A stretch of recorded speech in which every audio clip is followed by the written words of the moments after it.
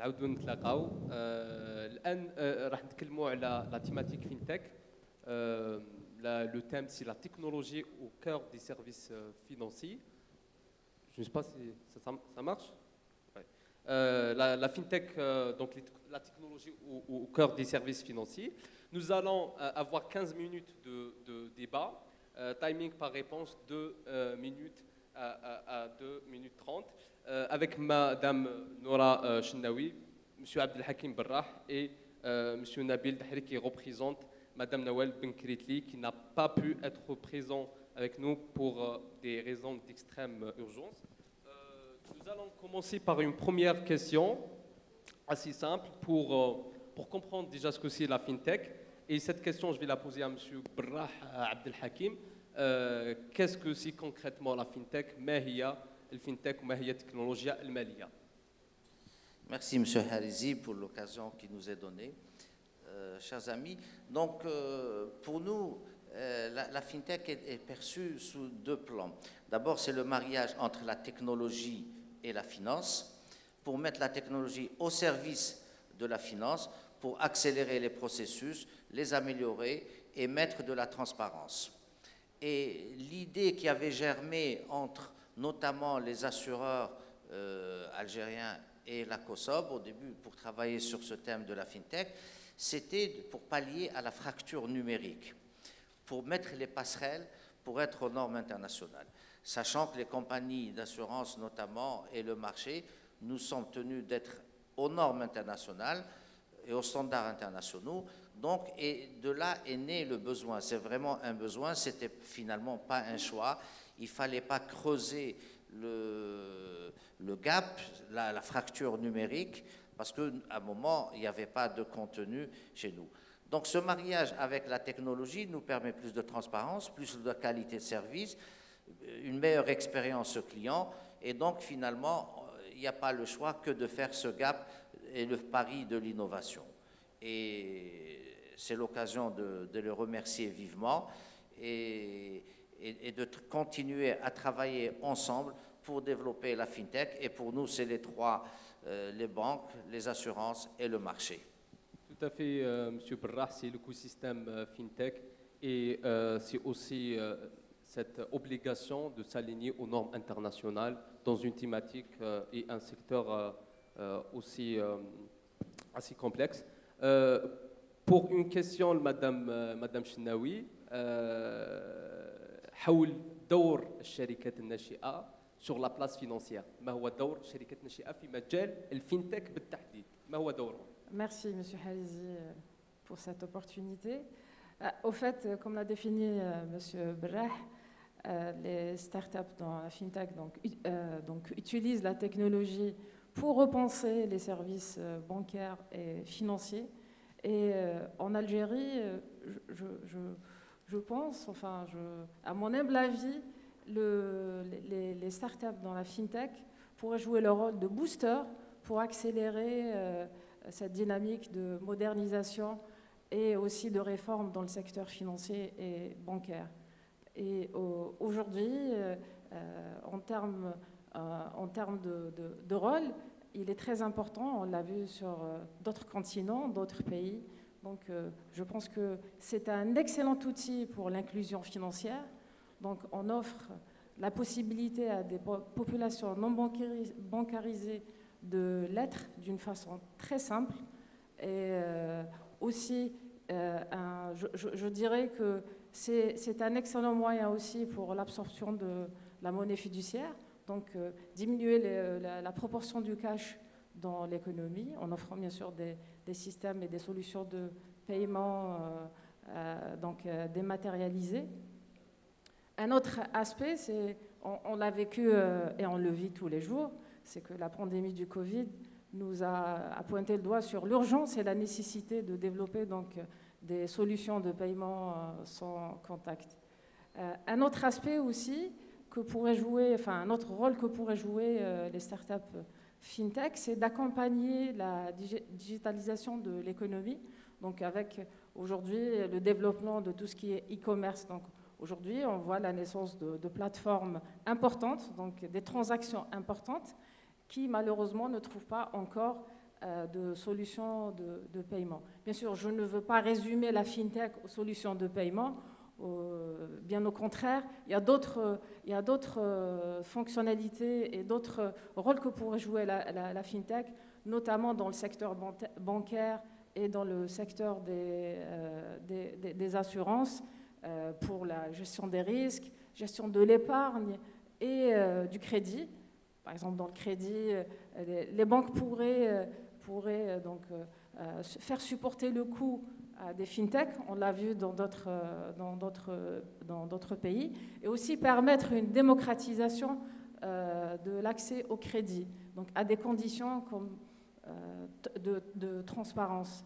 Un autre sujet, c'est que ça permet aussi de développer d'autres services. C'est d'autres services bancaires qui n'existent pas et les développer, je dirais, d'une manière très transparente et très facile. Par exemple, un service ou un métier dans la banque, la facturage, qui aujourd'hui fait l'objet de discussions et de préparation auprès des autorités, qui pourrait être mis en place avec toute la transparence et les garanties nécessaires. Je n'oublie pas le crowdfunding, donc c'est aussi un rôle pour mise à disposition de toutes les ressources financières pour les startups, mais aussi pour les entreprises. Donc, je dirais des domaines d'application très, très vastes. Et aujourd'hui, je suis bien contente qu'on aborde ce sujet, car je pense que la volonté des autorités est pleinement affichée, et donc aux acteurs de jouer le rôle et d'accompagner cette transformation. Tout à fait, tout à fait. شكرا ليك. نفهموا أن الدور تاع لي فينتك sur la place financière c'est un rôle stratégique ولكن كما رانا نقولوا هو دور لتسريع مجالات مختلفة في المجال مجال المالي ولكن ليسوا هما اللي يحطوا لي باز دو لا فينانس ou bien les bases de l'économie aussi. شكرا لك على الإجابة. ندوز الآن للسيد نبيل الدحري, divisionnaire technique de la SATIM, pour parler d'un aspect très important de la FinTech, qui est la PayTech, et dont vous êtes en Algérie un acteur majeur qui développe des solutions, qui déploie des solutions en Algérie. Est-ce que la PayTech pourra connaître concrètement, dans les 5 prochaines années, un développement conséquent? Merci beaucoup pour l'événement de Algerian Startup Challenge. Donc, sur les 4 dernières années, nous avons connu quand même une croissance de l'activité monétique en Algérie qui a été une croissance assez timide. Et avec l'arrivée du Covid-19, on a enregistré quand même une croissance qui avoisine les 200% dans les retraits, dans les paiements sur TPE et sur la partie e-commerce aussi. Mais ça reste quand même un flux assez faible par rapport au potentiel de notre pays.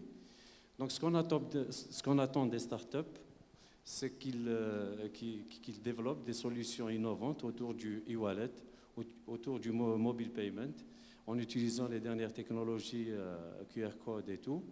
Et essayer aussi de proposer des solutions qui répondent aux nouvelles manières de consommation. Si on regarde aujourd'hui la salle, je pense que le minimum pour nous, chacun doit avoir minimum un smartphone. Donc, les startups sont là pour proposer des solutions qui doivent, on va dire, faciliter et industrialiser, digitaliser les process de souscription aux services bancaires. Notamment, par exemple, aujourd'hui, ils doivent proposer des solutions qui doivent permettre l'ouverture d'un compte bancaire à distance ou faire des souscriptions. Avec de KYC Solution. Voilà. Donc, c'est pour ça qu'on a proposé des thématiques autour de ces sujets-là. C'est la raison pour laquelle vous avez proposé des problématiques et aussi vous comptez en tout cas collaborer concrètement avec ces startups. Nous allons revenir à cette question. Je reviens maintenant à M. Berrah Abdelhakim pour parler en tout cas de l'apport des startups FinTech pour les institutions financières et principalement les banques, qui est un secteur aussi très très complexe. Est-ce que les startups aujourd'hui peuvent apporter des solutions qui peuvent en tout cas accélérer et apporter de nouveaux produits, peut-être dans le domaine bancaire? Alors, il a été démontré ces derniers temps que l'innovation ne pouvait pas être menée par les grands groupes. Donc, le modèle actuellement dominant, c'est que c'est confié aux startups, aux sociétés innovantes qui ont l'agilité, qui ont la flexibilité dans le développement. Et c'est valable pour tous les secteurs, y compris les banques. Les banques n'étant pas structurées pour faire de la recherche, donc il y a une passerelle qui est faite entre les centres de recherche, l'université, et ce sont les sociétés innovantes, start-up, qui doivent mener en conjonction sous des relations contractuelles diverses. Ça peut être, ils peuvent appartenir aux entreprises ou être partie prenante ou coacher, etc. Mais ils font pour le compte des entreprises. Ça peut être fait pour le compte du secteur, ça peut être fait pour le compte des entreprises. Je vous donne deux petits exemples où les startups, quand on avait travaillé avec un groupe de chercheurs entre l'université et start-up et le secteur bancaire, c'était par exemple combien devait-on mettre d'argent dans un DAB pour qu'il ne soit jamais à court d'argent sans en mettre beaucoup. Une deuxième recherche qui est passionnante, qui m'a toujours passionné et que j'espère pouvoir la mettre en place avec nos amis banquiers et assureurs, c'est l'étude des signaux faibles. C'est-à-dire, il y a des études qui sont faites par des startups innovantes qui peuvent savoir quand est-ce qu'un client va nous quitter. Quels sont les signaux très faibles qui donnent, et par la suite, on sait que ce client, au bout de 6 mois ou d'une année, ne renouvellera pas son contrat. Donc, il doit y avoir une réactivité de la compagnie. Donc, tout ça est fait, et dans le secteur, puisque là, on est dans le fintech, mais bon, est fait, et c'est valable pour les assureurs, pour le marché et pour les banques. Donc, l'apport actuellement technologique d'Open Innovation doit se faire en partenariat avec les startups, on ne peut pas y échapper. Et d'ailleurs, un signal qui a été donné par l'État, c'est que de relier l'économie de la connaissance aux startups, étant le levier principal de l'économie de la connaissance. C'était un clin d'œil pour le ministère délégué aux startups. Tout à fait, Monsieur Brah, l'importance de l'open innovation, de la collaboration entre startups et grands groupes dans n'importe quel domaine, y compris le domaine financier, est d'une importance capitale. Je reviens maintenant à Madame Noura Chenaoui, étant votre statut d'experte en fintech, mais aussi DG d'un fonds d'investissement. Par rapport aux autres domaines, hors la fintech, mais aujourd'hui on parlera fintech, qu'est-ce que les startups doivent faire, sur quoi elles doivent se baser, les startups fintech, pour pouvoir optimiser leurs chances de lever des fonds? Merci. Au fait, les startups dans la fintech, c'est des startups. Donc, ce que regardent les investisseurs, il y a des fonds qui sont dédiés à l'innovation, qui regardent d'une manière un peu plus ciblée les fintech. Donc, d'une manière générale, ce qu'on regarde dans les startups, c'est la qualité des équipes, sachant que le principal actif d'une startup, c'est l'équipe. Donc, il faut veiller à avoir des équipes complémentaires qui peuvent faire évoluer le projet dans le temps. Bien sûr, la compréhension et la bonne compréhension du marché.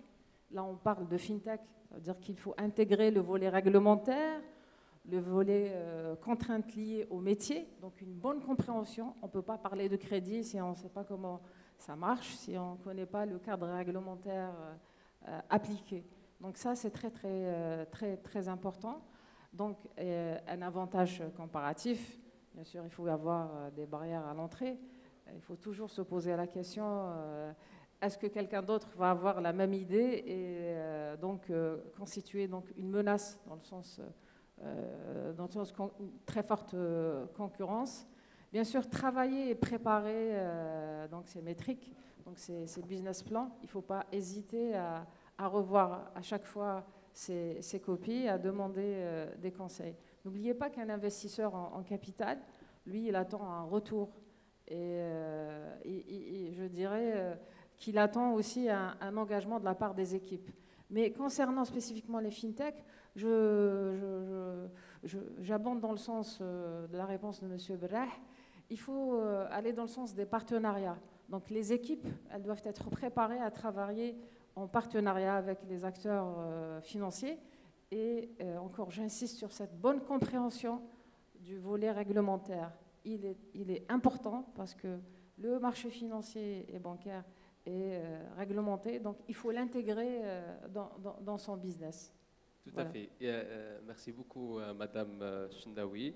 On comprend quand même qu'il y a des spécificités qui sont relatives aux startups fintech par rapport aux levées de fonds, mais reste qu'il y a un modèle à suivre pour tout porteur de projet, et particulièrement ceux qui sont dans le domaine de l'innovation, qui apportent des solutions disruptives. Je reviens maintenant à M. Nabil Tahri. Justement, ça va dans le sens de partenariat, de la collaboration, de l'open innovation. Vous avez proposé des problématiques et des thématiques diverses. Comment et de quelle manière comptez-vous concrètement collaborer avec ces startups qui répondent à des problématiques suggérées par la SATIM? Bon, je dirais qu'aujourd'hui, l'écosystème doit forcément s'appuyer sur les startups pour pouvoir répondre aux besoins de la place. Aujourd'hui, il y a un régulateur dans l'écosystème qui est le GIE monétique. Donc, tous ces startups-là doivent se présenter au niveau du GIE pour avoir les homologations pour pouvoir opérer dans l'écosystème monétique. Et il y a plusieurs chantiers. Il y a le chantier des TPE où, si on prend en compte la loi d'équiper tous les commerçants avec un moyen de paiement électronique, eh ben, vu l'immensité de notre pays, il faut s'appuyer sur des startups qui seront réparties dans plusieurs régions en Algérie pour pouvoir répondre à ces besoins-là. Nous avons besoin aussi de solutions de monitoring et de supervision pour donner toute la visibilité aux commerçants et aux utilisateurs des cartes. Et le partenariat aujourd'hui, c'est une nécessité pour nous. Donc on doit s'appuyer sur eux pour répondre aux besoins. Merci beaucoup, M. Tahri. Pour clôturer, une dernière question à M. Brah. La COSOB a initié en compagnie de ses partenaires, l'UAR, l'Union des assureurs et des réassureurs, et le ministère des startups, de l'économie de la connaissance et des startups, un incubateur intitulé FinLab. هذه الحاضنه اللي مسمها FinLab ولا مسرعه FinLab واش راح تكون المهمه تاعها الاهداف تاعها الاساسيه في القادم.